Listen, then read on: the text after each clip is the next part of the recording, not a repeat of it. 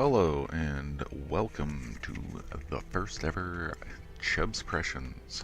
Today we were going to be playing Dark and Light. I'm going to start with some basics right off the bat. You can find this game on early access on Steam. It's only been out since the 20th, so I believe that's only been 17 or 18 days. So bear that in mind while watching this. Glitches are there, and server latency is a thing. Now, as you can see, you get 3 separate races to choose from. Dwarven right here, Elven right here, Human. Every time you choose one, it'll show you where your starting location will be.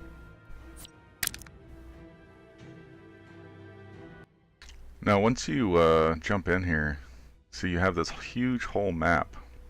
It's crazy, man. Unfortunately, you only have the island in the upper left. Once you choose a server, you have this massively long loading screen you have to go through. Like, I put a timer on here just to give you some idea of how fucking long this takes. And just so you all know, that is not 5 hours, but it is 5 minutes, like nearly 6-minute loading screen to get in game.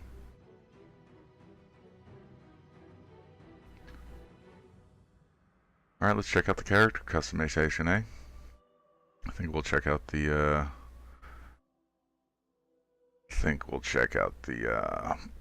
the elves here. And the character models are good. Damn, girl. Yeah, I wasn't expecting that. And junk all up in your face as soon as you fucking click over. It's super funny. I think I'll choose humans, dude. Fucking sliders. Sliders out the ass. I love that in fucking big head mode. It's great. I love it when games allow you to do this kind of thing. This game has all sorts of ridiculous sliders and shit that you can work with. I mean, look at this. The skin color is perfect. So you can go from like super blue to green. There's the green. Oh, get the blue. There's the blue. I kind of want to make a blue guy. And you can have yourself some I'm a rake. The rake arms. This weird alien creature. Alright, Mr. Chubbs, let's jump in, eh?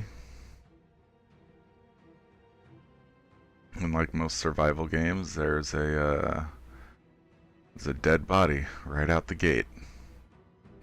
Let it render a little bit first, huh? Come on now. There it is.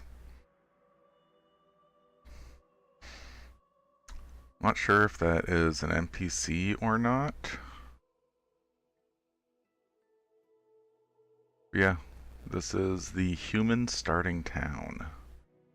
Which is actually pretty cool for, like, Dark and Light has some pretty interesting ideas on, like, open world survival.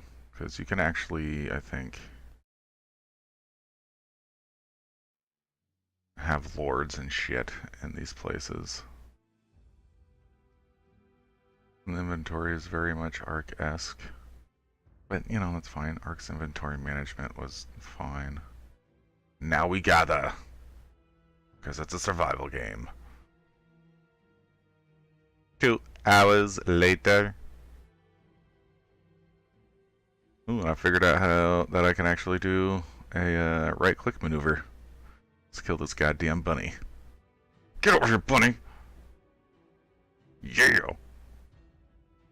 Yeah, seriously, it took me fucking hours to figure out I can do that.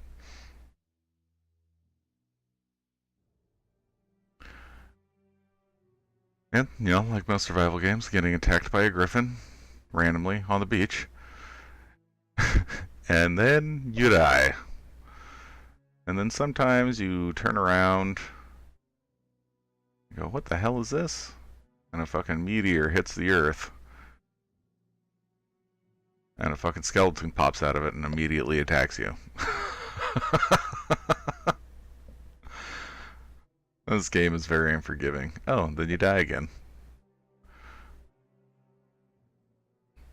In the house building. I mean, if anybody here has played Ark before, I'm sure you're familiar with the house building. The only difference is their thatch buildings are they degrade over time. I don't think Ark had. I'm not sure if it did or not. If the beginner buildings degraded, it still has like some little glitches. There's a part here coming up pretty quick where I was having a hard time getting that. There it is. Like I couldn't get those ones to sit in the right position, even though I crafted the right ones. They kept sitting on their opposite. It was kind of weird. Yeah, it's pretty intuitive. Like the whole snap build modes is good. It's always a good idea. And then there are the glitches. This one was probably one of my absolute favorites because it's just so fucking ridiculous. Look at that shit. What the fuck? I still don't know what that is. Like transform that bunny into something, but I don't know what it is. So this is about 51 to 52 hours later of gameplay. There's just a few more things I wanted to show you guys. One of the main draws for me was this right here. This is where you learn schematics and skills and everything system, and it works very similar to Oblivion. Like each one has different things you can learn out of it.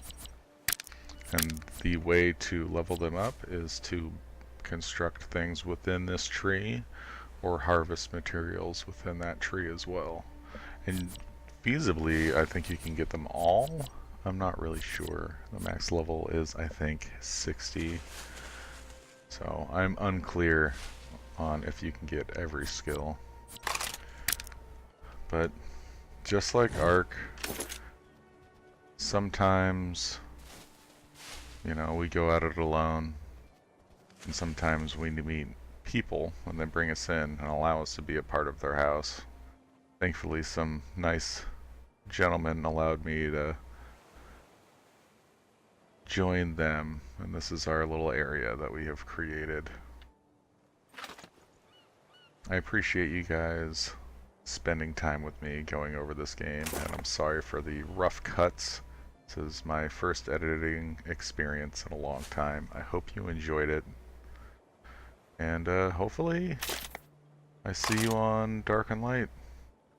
US Night 28 is the server. If you're interested, check me out on Twitch at Mr. Chubs, and be excellent to each other.